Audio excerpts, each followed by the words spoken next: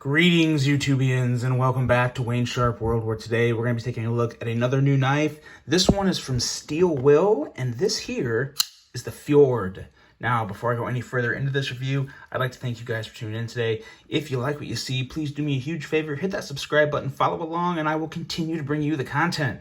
Now, let's take a look at some overall specs on this knife right here. We have an overall length of 7.5 inches with a blade length coming in right at 3 inches with a cutting edge at 3 inches as well. We have a blade width of 0.94 inches with a blade thickness coming in at 0.137 inches. We have a blade material of D2 with a drop point style blade. Flat grind, a handle length coming in at 4.35 inches with a handle thickness coming in at 0.53 inches.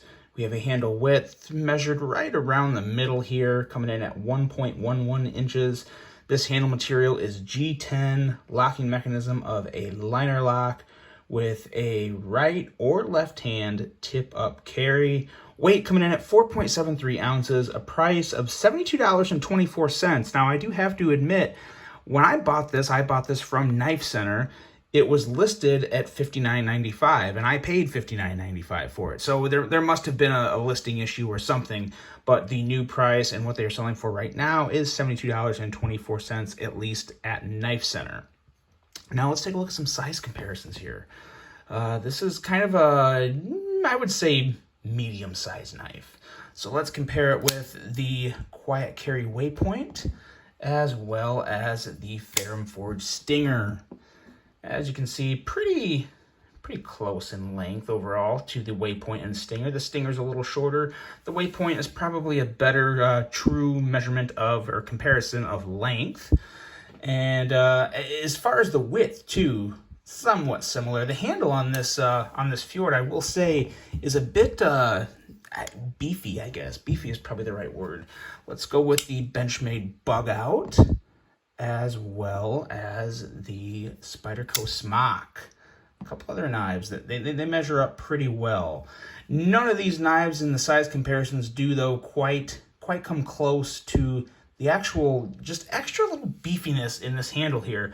The Bug Out is really probably the closest comparison as far as, you know, the width and length and all that, and even the handles are pretty similar in length. But when you compare the thickness, that's where there's a big difference. That's where there's a huge difference. So as you can see there, it's pretty noticeable, and you do feel that thickness and girth in the hand when you're holding this Steel Will Fjord, which is totally fine by me. I like a handle that fills the hand. Going into the blade on this guy, it's just a simple drop point, nothing too special to write home about. The stock is slightly thicker than average, coming in at 0.137, almost 0.14. But it comes down to a pretty nice edge of 18 thousandths, and I was not expecting that. When I looked at it, I was thinking, oh, we're going to have ourselves a, 23 to 25 thousandths edge, an average edge.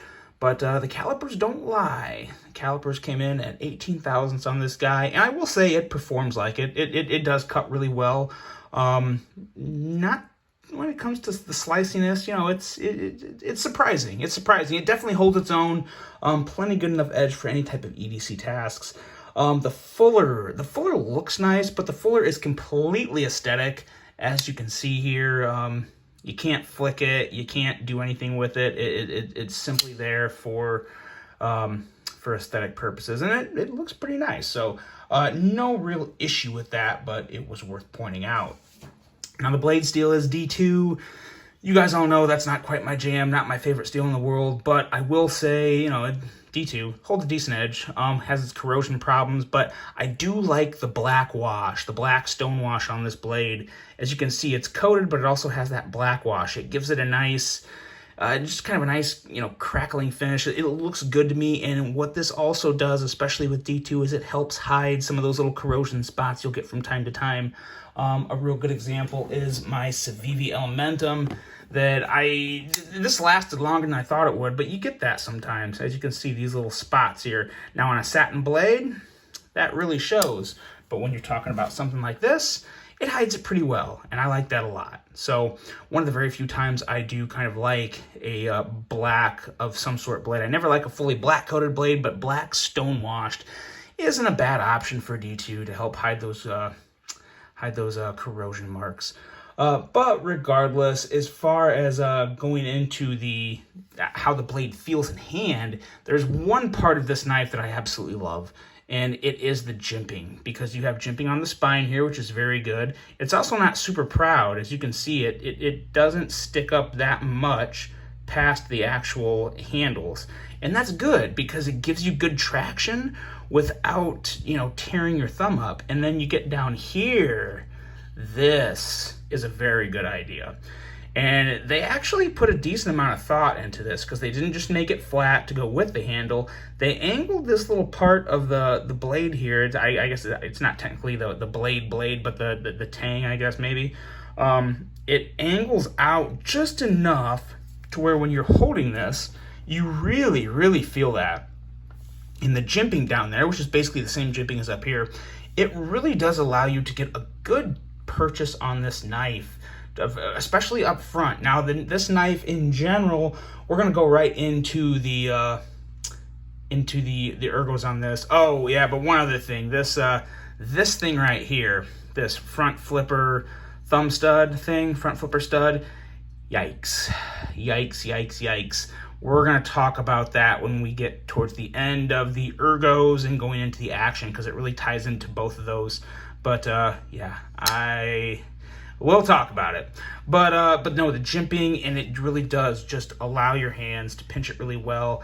And going into the ergos now, finally, it does fill the hand really well. So when you have the back of the handle filling your hand this well, and you have the jimping that's really good, it really does provide a nice, solid purchase on this knife, and a blade that is very comfortable to work with. It's going to do a good job for you. So I do like the blade, and the handle and ergos are even pretty good. A couple things I don't like about this handle is the white G10.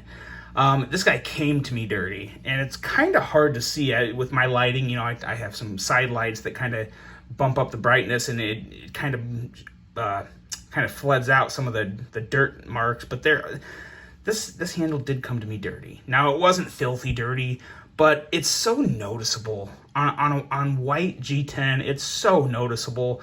White G10 is just not a good idea. The only thing white G10 is good for, in my opinion, is if you're going to RIT dye it. Now, I'm also willing to bet that majority of people that buy this knife, whether it be 51% or 80%, don't know the exact number, but most people are not going to be RIT dyeing this knife. Now, I know there's plenty of people who will. Don't get me wrong. I know I RIT dye some of my knives too.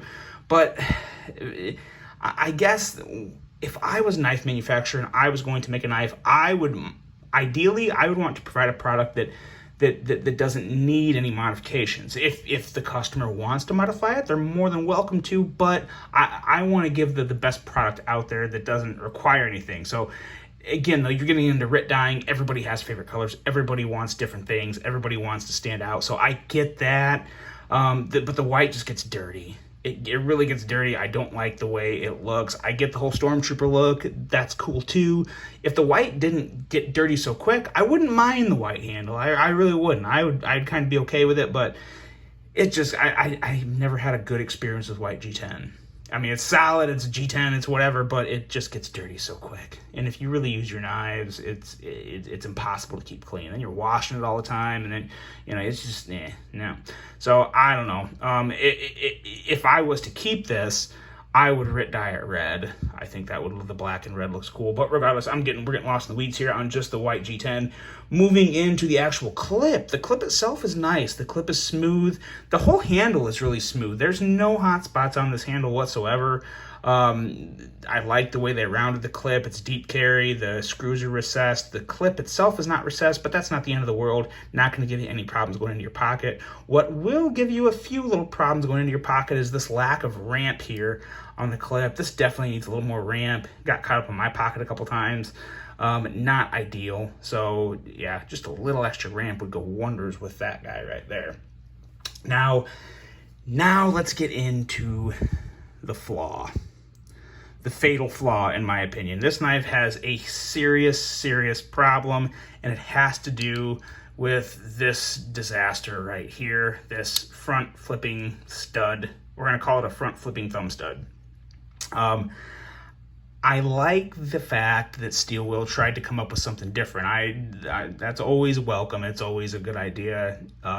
This, however, was not a good idea. A very poorly executed design, and I'll show you right here now why I think that. When I first got this knife, I was excited to get this knife, guys, because Steel Will makes some sweet designs. This looked different. I thought it'd be pretty good. I pulled it out once. I kind of just did the little, flip it out like that, and I got comfortable with it. It seemed to be pretty easy. Then I get even more comfortable with it. I held it just like this. I went to go flip it, and as it flipped out, boom, it caught my finger almost exactly right there. Lash, as you can see, I'm pulling out now, and it's still got a really good pinch on it. So anyway, my finger stayed in there, that closed, and I can't believe I don't have a blood blister from it, because it absolutely nailed this part of my finger, and it hurt. It pissed me off. Dropped the knife, said some expletives, picked the knife up, and thought, what in the hell were they thinking? Because this is just it's down way too low. It's down way too low for this. The only reason it didn't catch me the first time is because I was really paying attention. And don't get me wrong, I can hold it all the way at the bottom of my hand, and I can flip the blade out, and the action's decent, but the action's actually pretty good, but this isn't comfortable. I feel like I'm holding the very end of the knife. Naturally, I want to be right here. I want to be right here, and then, just whip the knife right out, because this is where I feel like I have the best purchase. If I'm not thinking about it too hard, I just go to pull the knife out. If I have it way down here, I can see that kind of falling out of my hand. I really can. But up here, I have that nice control to where I'm kind of pushing it back and not coming straight over, but more from the side, using the stud that they put there.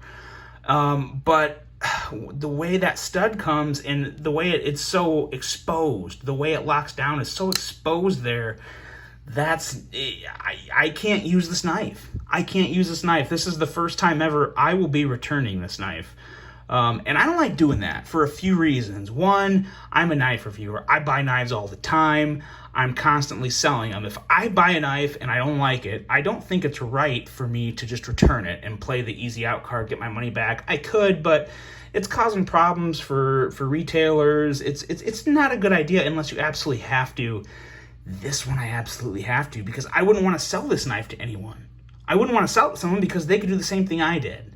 To me, it's just a very, very poorly thought out design as far as the overall finished product of it. What I wish they would do, I'll get to that in my overall thoughts, but that was the issue with this. That's the main issue, and it is, for me, guys, like I said, I can't, this knife does not work for me. I can't do it. Again, when you're fully aware of it, it's too easy, though. It's too easy to have your hand farther up, and man, I'm telling you, it freaking hurts when it pinches your finger like that. This blade comes out with force. It has a decent detent, and when it locks in there, the way this is even angled too, it's angled just down a little, and this comes down and it just pulls the meat of your finger in there, and it's secure lockup.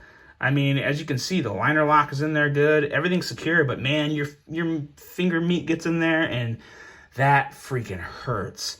I'll touch on the action real quick. As I said, the action is pretty good. I haven't even done. Yeah, you can't really reach around on it. It works, but again, it's just to a point to where once that thing bites you, you really don't want to use it anymore. You're done with it, and that's kind of how I am here. The action's okay, but because of this design here and the way it's going, I'm going to return this knife, and I wouldn't recommend it to anybody. To me, it's a hazard. It's a hazard, and then, when you pinch your finger and you drop the knife, then you're dropping a sharp object down. It could land on your foot or who knows what. No. Cannot recommend this knife. Really huge issue. Probably one of the worst flaws in a knife I've ever seen. Period. Not just when I'm reviewing a knife. I've never really seen any real horrible flaws on a knife when I reviewed them. This is by far the worst one I've ever reviewed, and really one of the worst ones I've ever seen as far as some type of design flaw on a knife. I do want to say, though, this is not a good representation of Steel Will. If you've never heard of Steel Will, don't base your whole judgment from this one knife off of Steel Will as a company, because they make some really sweet knives. The Steel Will Aviator, the Steel Will Cutjack. There's so many Steel Wills from the past that are great knives. It blows my mind even more how this ever made it out of product development. It really does, because it's not a good representation of what is a good company in Steel Will who makes good knives. This is just, for me anyway, it's a huge loss. It's not good. I do hope they look at this again though, because I like the overall like design and outline of the knife is great. I like the fact that they tried making some type of a front flipper. I wish they would take this, close that up, make an internal stop pin or something that isn't exposed and can, you know, pinch a chunk of your finger off that really hurts, and just make it a regular front flipper. This would be a sweet knife. I think it would be a great knife if it just had a regular front flipper. This was gone, because the ergos are there, the action's there. Maybe use another steel than D2, but regardless, there's a lot of good things going for this knife, but it just, the design is very unrefined. It needs a lot of work. It needs some changes. And as is with this disaster area here that is more of a liability than any type of enjoyment, I would not recommend this knife for anybody, you guys. Don't buy it unless you are willing to take the risk of, you know, causing some pain on yourself.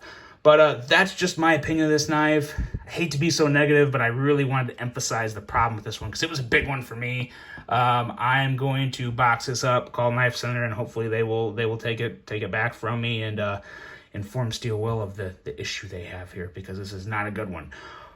But that is the Steel Will Fjord. Let me know what you guys think. Have you ever had any knives that have issues like that are actually more hazards than just any little, you know, common issue? Look forward to hearing that from you guys. I hope you enjoyed this one. I hope you definitely found it informative, if nothing else. Until the next one, have a great rest of your day, and I'm out.